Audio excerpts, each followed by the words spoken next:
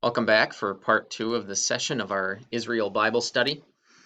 We were just talking about how the population in Israel of Jews, okay, so ethnic descendants of Jacob and his 12 sons, um, and by and large practitioners of the Jewish religion, decreased from the time of Christ until about 1517. We look at the second chart on the handout. In 1517, the just notice I have my paragraph markers on. I'll take those off to make it a little less wonky. Um, in 1517, we have the Ottomans taking over. Mentioned they were Turkish based empire, ruled by Muslims, even though there were others obviously living in the empire, and they ruled for 400 years. An interesting Reformation connection. 1517 is the year that Martin Luther nailed his 95 Theses to the church door in Wittenberg, sparking the Protestant and Lutheran Reformation. One reason why Lutheranism was able to thrive in Europe after its founding was because the Catholic ruler of the empire that Luther was living under needed the Lutherans to fight off the Ottomans because they were at Vienna trying to invade Europe. So the Ottoman Empire, just as it's expanding southward into the Mediterranean region and controlling Israel, is also trying to expand up into Europe. And that military pressure of this Muslim empire is what made the emperor ruling over Germany at the time kind of agreeable to negotiate with the Lutherans, let them exist so that he could have their military support if he needed it to fend off the Ottoman Empire. Okay, so let's keep on reading and get the story behind the increase in Jewish population in the land of Israel. Several circumstances contributed to the increase in the Jewish population of Israel after 1517.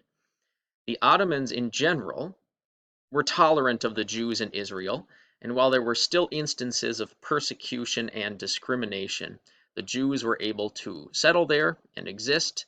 Several important synagogues were founded in this time.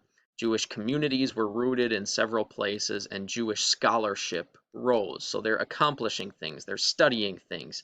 New developments are happening. Synagogues are being formed and built and created. So we're going to take a little hiatus from the written handout and look at a couple supplementary materials. So let me scroll down. First of all, here we have a couple pictures. And these are pictures from Jerusalem. The top one is a modern picture. The picture on the bottom was taken in the 1870s. And both of them feature this large wall. And what this wall is actually a remnant of Herod's temple complex, the temple that was standing when Jesus lived and was doing his ministry. It's been called the Wailing Wall, also the Western Wall, and the reason why it's called the Wailing Wall is because, at least in part, it's a wall that people mourn over because the rest of the temple was destroyed by the Romans in AD 70. I mentioned that destruction of Jerusalem in the last video. About 1 million Jews probably died in that siege and destruction of the city.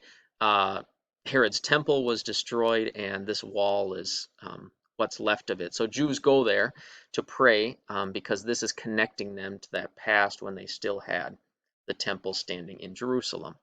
But so Jews were there in the 1870s. That's during the Ottoman rule of Israel, praying there at the Western Wall.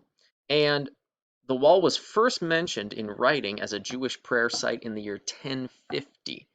So yes, there's always a Jewish population, always some in Jerusalem, and this Western Wall, which continues to be a prayer site for Jews today. That custom goes way back. Okay, going down to the next map. This is actually a map that reflects a reality in 1947, but we're just going to note a few of these cities. These cities were cities that became enclaves for Jewish communities in this period when slowly the population of Jews was growing in Israel. Communities were established here and kind of achieved a foothold that later Jewish settlement would build on. Some of these cities were the city up at the top, it's spelled like our English word acre, Safad, Tiberias on the Sea of Galilee. Going down into the south, Ramallah and Jerusalem both had Jewish communities in them. Hebron, there were Jewish communities in Gaza, and then Jaffa and Tel Aviv become a port center for Jewish inhabitants and settlement. So those are several of the cities where Jews are becoming established.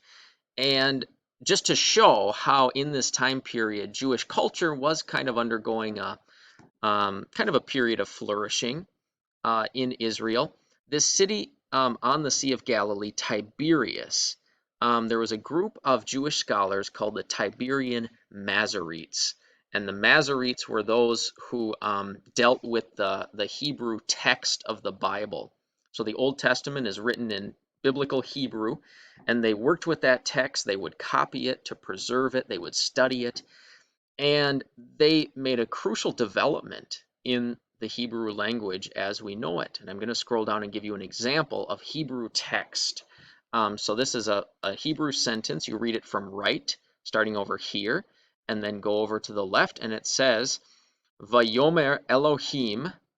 This says, and he said. This second word, Elohim, is God. So, and God said, Yikavu Hamayim. Yikavu Hamayim. Yikavu means let something be gathered, and Hamayim is waters, the waters. So this is a sentence from the creation account in Genesis. God said, let the waters be gathered, as he's making seas in distinction to dry land. The characters in black, written in black font, are the consonants, and that's what you would have in the Hebrew text going way, way back. This is what you would see. But you'll notice that there are also other symbols in the text. The red symbols, the dots and dashes, those are what are called pointing marks, vowel pointings, diacritic marks, and they fill in how you should connect the black letters, which are basically consonants. So how Hebrew was written, to compare it to English, is that it was written only with consonants, and you had to fill in the vowels based on the context and understand what it meant. The Tiberian Masoretes developed this system for filling in the vowels for you, so you could understand more easily what the words were. You'd be able to pronounce it more easily, and this was especially at a time when fewer Jews were as fluent in biblical Hebrew. So they would still maybe study it and hear it in the synagogue, but as far as reading it very fluidly, they wanted to make it easier for people to read the biblical text, so they filled in these vowel marks. A huge development in the language, and it shows that around Tiberias and in Israel at the time, the Jews were getting settled, and they had the time and ability to do really magnificent things with their language and scholarship. By the way, in Jewish synagogue services, the scripture lessons would be chanted, and those blue marks are the chant marks, the cantillation marks. So they tell you how to move your voice up and down the tones for these different words.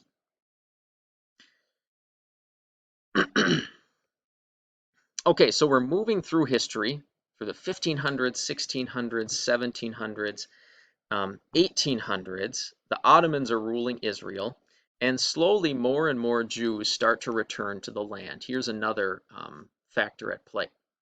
We're moving on to the last paragraph on page 11 here. From the middle of the 1800s through 1945, there was a tension in the Jewish diaspora, the people spread out across the world of the Jews.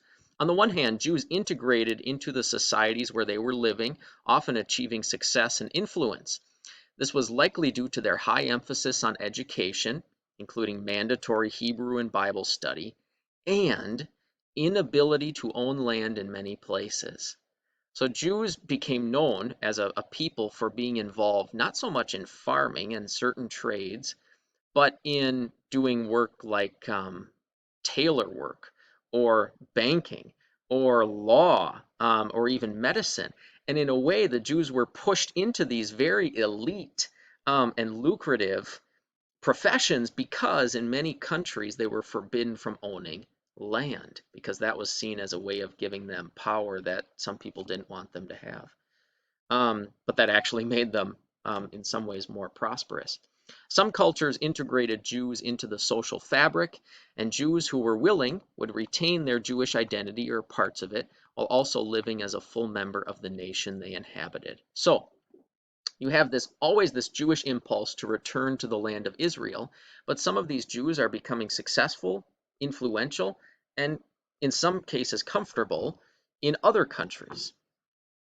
What might surprise some people is that in the late 1800s and early 1900s, Germany was one of the places where Jews could enjoy a large measure of social inclusion and where they were optimistic about their ability to exist as Jews in non-Jewish countries. The evidence of this is that when Adolf Hitler, came to power in 1933 and in later years persecuted and killed Jews, the Nazis had to make clear rules regarding what they called Mischungen, mixtures, people of mixed Jewish Gentile ancestry. So the fact that there were all these people around who had mixed Jewish and Gentile ancestry says before National Socialism rose in Germany, there was quite a lot of interaction between the Jewish communities and the more general population. However, in that same time period, 1850 to 1945, the end of World War II, the Jews also faced enormous persecution. Most people think of the Holocaust, the murder of over 6 million Jews under Nazi Germany and its allies. However, most European nations had, I'm kind of interpreting the history here, but rampant anti-Semitism in popular sentiment and the law. For example, in the Middle Ages, in England around in the 1200s and in Spain and Portugal in the 14 or 1500s, Jews were expelled. There were laws, policies passed that said if you are Jewish, you must leave our country. So it wasn't just Germany, but also many other European nations and other nations too that persecuted and in some cases expelled or discriminated against the Jews. As a result of that persecution, Jews fled to Israel, bolstering the population there. So that's one of the reasons the population is rising in Israel of Jews. Especially in the late 1800s, they did this because of what are called pogroms or persecution campaigns they endured in Russian-controlled territories, Russia, Ukraine, Poland. Russian army personnel, police, even maybe mobs of citizens could go destroy Jewish communities, destroy property, steal things, maybe even kill people, and there was really no legal recourse for that. So if that's happening in your communities and you are a Jew, you're going to seek refuge somewhere else, and that drove many Jews back to the land of Israel and encouraged this idea that we need a nation of our own because things are not working in these other nations where we live.